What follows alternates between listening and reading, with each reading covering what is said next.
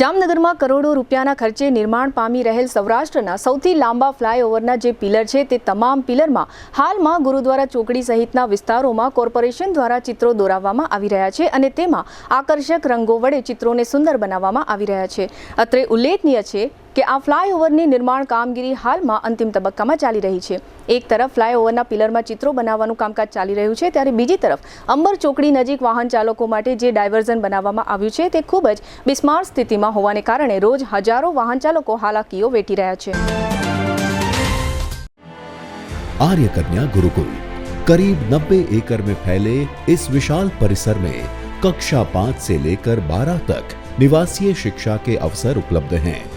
इसके अलावा स्थानीय कन्याओं के लिए केजी से लेकर 12वीं कक्षा तक गुजराती तथा अंग्रेजी माध्यम स्कूल भी कार्यरत है.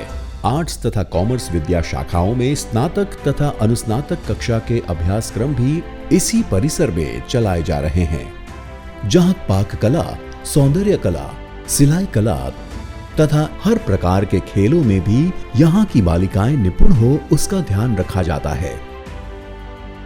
यहाँ कन्याओं को वेदों के प्राचीन मंत्रों के संस्कारों के साथ विज्ञान और टेक्नोलॉजी से जुड़ी आधुनिक शिक्षा दी जाती है.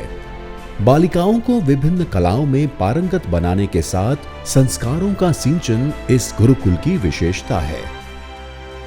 आर्य कन्या गुरुकुल पोरबंदर में एडमिशन्स के लिए संपर्क कीजिए 8258030303 या 8258040404.